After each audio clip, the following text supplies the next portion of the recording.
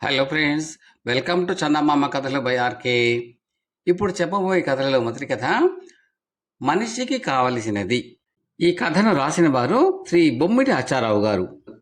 అవంతి రాజ్యంలో వినోదుడు అనేవాడు రాజుగారి కొలువులో చిన్న ఉద్యోగంలో చేరాడు.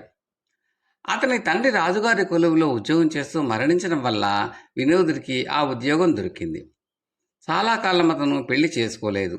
కారణం, తాను పెద్ద ఉద్యోగంలో ఉండి తన కాబోయే భార్య దృష్టిలో ఘరానా మనిషిగా కనిపించాలని అతని ఉద్దేశం.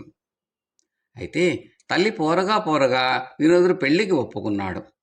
ఒక పేద రైతు కూతురు చంద్ర అతనికి భార్య అయింది. ఆమె అందంలోనే కాక గుణంలో కూడా గొప్పది.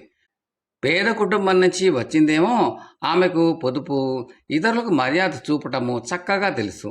ఆమె భర్త దగ్గర, అత్తగారి దగ్గర చాలా అణకువగా మసలుకునేది. కానీ భార్య దగ్గర గొప్పలకు పోయి వినోదుడు ధారాళంగా డబ్బు ఖర్చు పెడుతూ వచ్చాడు.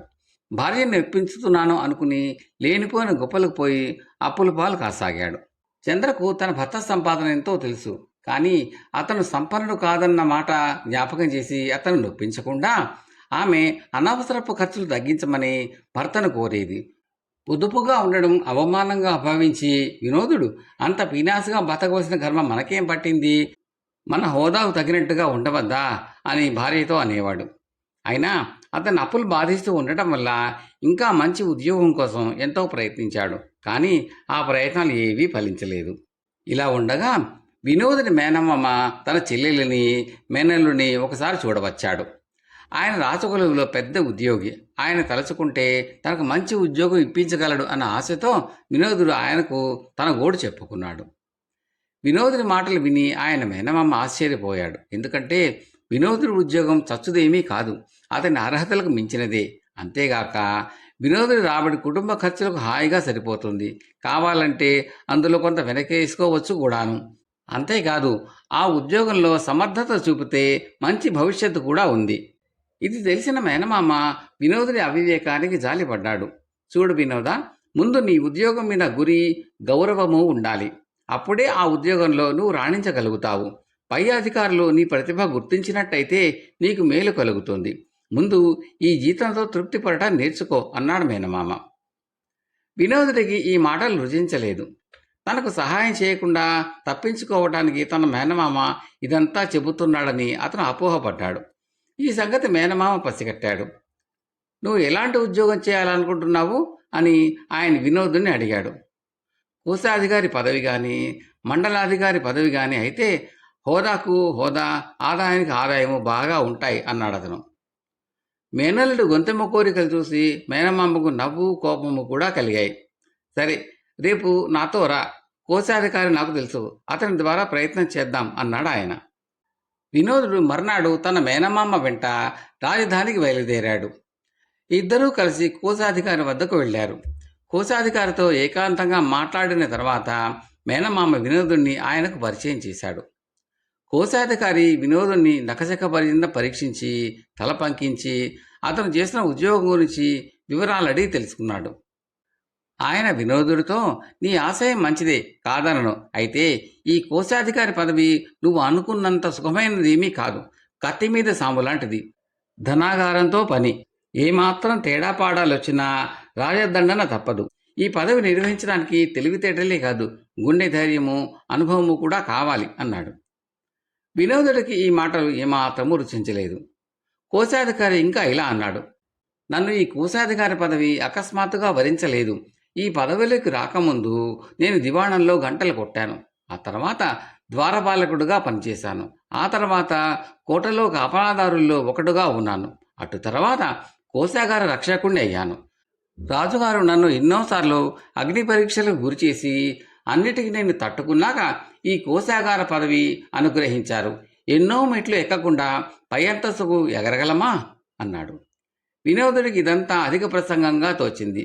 అతని ముఖ కవళికలు మేనమామ గమనిస్తూనే ఉన్నాడు. ఇద్దరు కోశాధికారి వద్ద సెలవు తీసుకుని అక్కడి నుంచి బయలుదేరారు.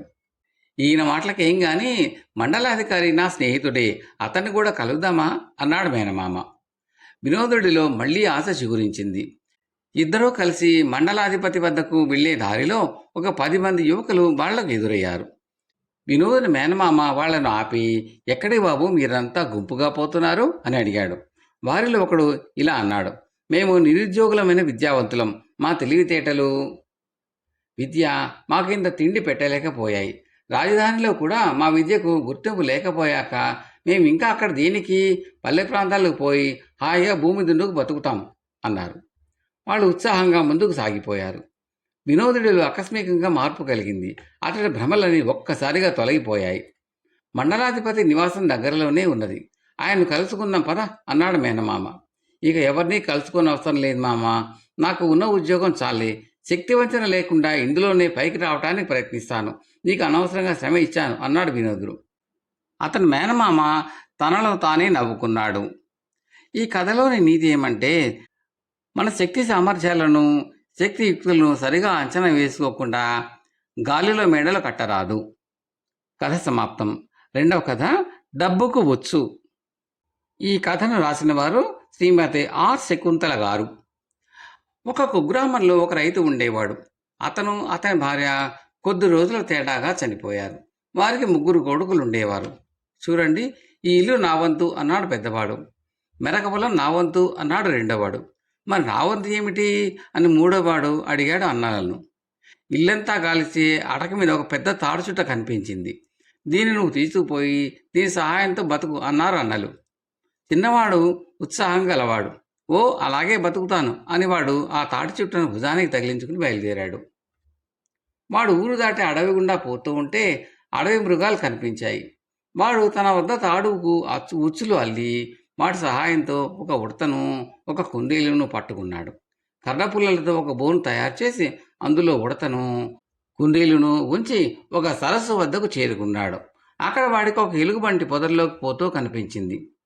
అక్కడ వాడొక చెట్టు కింద చేరి ఇంకా జంతువులను పట్టుకునే ఉద్దేశంతో తన వద్ద ఉన్న తాడుతో చిన్న పెద్ద ఉచ్చులు వేయటం మొదలుపెట్టాడు. ఆ సరస్సులో ఒక జలరాక్షసుడు ఉంటున్నాడు. వాడు నీటిలో నుంచి తల పైకి పెట్టి ఒడ్డున ఉన్న కుర్రవాణ్ణి చూశాడు. కానీ వాడు ఏం చేస్తున్నది ఆ రాక్షసుడికి అర్థం కాలేదు. జలరాక్షసుడు వెంటనే అడుగుకి వెళ్ళిపోయి తన కొడుకును పిలిచి, సరస్సు ఒడ్డున ఎవడో కుర్రవాడు కూర్చుని ఏమిటో చేస్తున్నాడు, వెళ్ళి ఏం చేస్తున్నాడో కనుక్కురా అన్నాడు.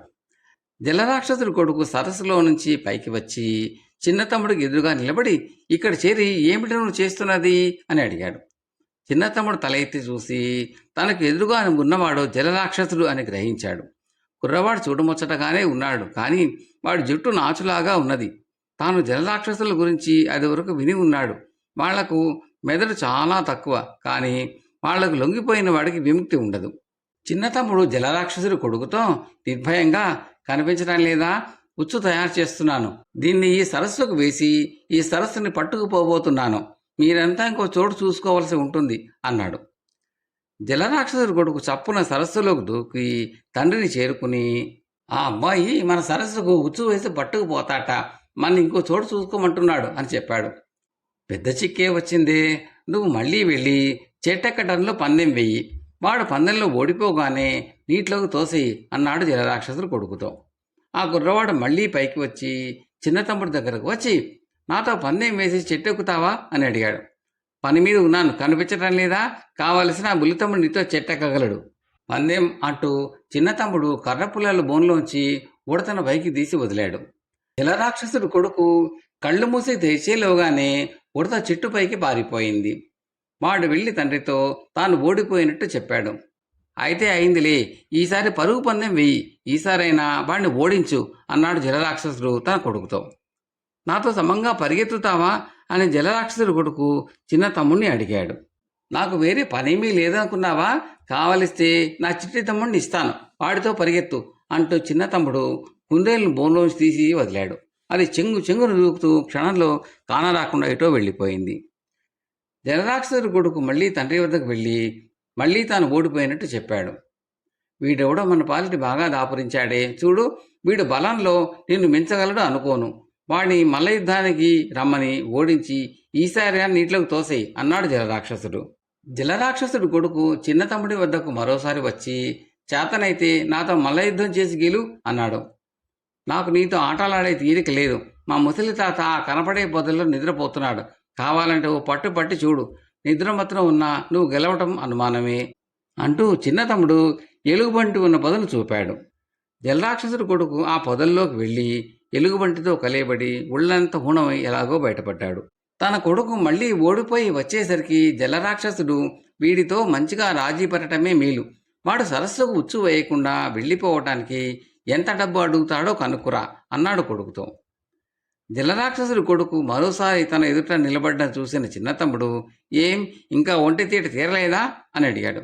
అబ్బే, అందుకు రాలేదు, మనకు పందేలవద్దు. ఈ మాట చెప్పు, నువ్వు మా సరస్సును వదిలిపెట్టి పోవటానికి ఎంత డబ్బు తీసుకుంటావు అని జలరాక్షసుడి కొడుకు అడిగాడు. చిట్టి తమ్ముడు కొంచెం ఆలోచించి తన నెత్తి మీద టోపీ తీసి చూపిస్తూ, దీని నిండా బంగారు నాణాలు పోయి నా దారి నేను పోతాను అన్నాడు. ఈ మాట కొడుకు తనకు చెప్పగానే జలరాక్షసుడు సంతోషించి, ఏమో అనుకున్నాను, తక్కువలోనే వదులుతున్నాడు అని తన కొడుకు ముందర బంగారు నాణాలు ఇచ్చి పంపాడు. ఈ లోపల చిన్న తమ్ముడు తన టోపీ పైభాగంలో పెద్ద చినుగు పెట్టి నేలలో పెద్ద గుంట తవ్వి ఆ గుంట మీద టోపీని వెలగిలా పెట్టాడు. జలరాక్షసుడు కొడుకు వచ్చి వెంట తెచ్చిన ముంతటి బంగారం పోసినా అది నిండలేదు. ఇంకా పట్టుకురా, టోపీ నిండలేదు అన్నాడు తమ్ముడు. జలరాక్షసుడు కొడుకు ఇంకా బంగారం కావాలని వచ్చాడు. అంత బంగారం పోసినా నిండని టోపీ, అదేం టోపీరా? సరే, ఏం చేస్తాం, మరో ముంతడు పట్టుకుపో అన్నాడు రాక్షసుడు తన కొడుకుతో. రెండో ముంత పోసినా కూడా టోపీ నిండలేదు. మూడోసారి మరో ముంతటి బంగారం తెచ్చిపోసాక టోపీ కిందగుంటా టోపీ కూడా నిండాయి. ఇక నేను పోతాను, మీరు నిశ్చింతగా ఉండండి అని జలరాక్షసుడి కొడుకును పంపేసి బంగారం అంతా తీసుకుని చిన్న తమ్ముడు తమ ఊరికి తిరిగిపోయి పెద్ద ఇల్లు కొనుక్కుని నౌకర్లను ఏర్పాటు చేసుకుని జమీందారుకు మళ్ళీ జీవించసాగాడు. వాడి అన్నలు వాడి వద్దకు వచ్చి, నీకు ఈ డబ్బంతా ఎక్కడిదిరా అని అడిగారు. మీరు నా వద్ద నాకు ఇచ్చిన తాడులో ఉచ్చులు వేసి జంతువులు పట్టుకుని డబ్బు సంపాదించాను అన్నాడు తమ్ముడు. మాకు కూడా తాడు అవ్విస్తావా? మళ్ళీ దాన్ని భద్రంగా తెచ్చి నీకు ఇస్తానులే అన్నారు అన్నలు. దానికేం భాగ్యం, తీసుకుపోండి అని చిన్న తమ్ముడు వాళ్లకు ఆ తాడు చుట్టూను ఇచ్చేశాడు. కానీ అది అతనికి మళ్ళీ చేరలేదు. అసలు అతని అన్నలు ఆ తాడు తీసుకుని ఇటుపోయారో ఏమయ్యారో ఎవరికీ తెలియదు. కథ సమాప్తం. మూడవ కథ విశ్వ ప్రదక్షిణం. ఈ కథను రాసిన వారు శ్రీమతి పి వెంకమాంబ, మాంబళం, మెడ్రాస్. ఒకనాడు కైలాసంలో మధ్యాహ్నం భోజనాలయ్యాక పార్వతి పరమేశ్వరుడు కూర్చుని తాంబూలం వేసుకుంటున్నారు. విఘ్నేశ్వరుడికి భోజనం కొంచెం ఎక్కువై ఆయాసంగా ఉండి ఓ తల్లగడా వేసుకుని వాళ్ళమ్మకు దగ్గరగా పడుకుని దొర్లుతున్నాడు. కుమారస్వామి అంటే విఘ్నేశ్వరుని తమ్ముడు, పార్వతీ పరమేశ్వరుల రెండో కొడుకు అన్నమాట. తన అన్నకు మళ్ళీ బద్ధకంగా ఒకచోట కూర్చోక చురుకుగా అటు ఇటు ఏదో పని ఉన్న వాడికి మళ్ళీ తిరుగుతున్నాడు.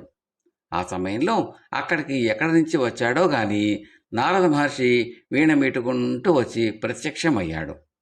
ఆయన రెండో చేతిలో బంగారానికి మళ్ళీ పచ్చగా మిసమిసలాడిపోతూ ఉన్న ఒక పెద్ద మామిడి పండు ఒకటి కనపడింది. ఆటల హడావుడిలో ఉన్న కుమారస్వామి ఆ పండును చూడలేదు. కానీ నేల మీద ఆపసోపాలు పడుతూ దొర్లుతూ కూర్చున్న గణపతి పసిగట్టాడు. ఆయాసమంతా ఏమైపోయిందో గాని గణపతి రివ్వుమంటూ లేచి నారద మహర్షికి ఎదురెళ్ళి ఆ పండును అందుకోబోయాడు. అప్పటికి కుమారస్వామికి కూడా ఆ పండు సంగతి తెలిసి తూరేగలాగా ఎగిరివచ్చి, నాకో పండు అన్నాడు. ఆ ఒక్క పండు కోసం అటు విఘ్నేశ్వరుడు ఇటు కుమారస్వామి పోట్లాడుకోసాగారు. ఎవరైనా ఇద్దరు పోట్లాడుకుంటూ ఉంటే చూడటం నారదుడికి సరదా. సరదా ఏమిటి, అతనికి పోట్లాడు చూస్తూ ఉంటే వేరే భోజనమే అక్కర్లేదు. అందుకే అతనికి కలహ భోజనుడు అని పేరొచ్చింది. కలహం అంటే పోట్లాట, పోట్లాటే భోజనంగా గలవాడు గనక అతనికి ఆ పేరు వచ్చింది. అందుచేత ఈ సమయంలో ఆ అన్నదమ్ములిద్దరూ ఒక్క పండు కోసం కొట్టాడుకుంటూ ఉంటే నారదుడికి చాలా సంతోషంగా ఉంది. కానీ క్రమంగా ఆ పిల్లల పేచి చిలికి చిలికి గాలివాన అయి ఆ పండు కోసం వాళ్ళిద్దరూ కొట్టుకుని ఏడవటానికి సిద్ధమయ్యేసరికి వాళ్ళని తాను అలా ఏడిపిస్తున్నందుకు పార్వతికి తన మీద ఎక్కడ కోపం వస్తుందో అని భయం వేసి నారదుడు ఆ కోట్లాడ ఏదో విధంగా పరిష్కారం చేయాలని ఆలోచించాడు.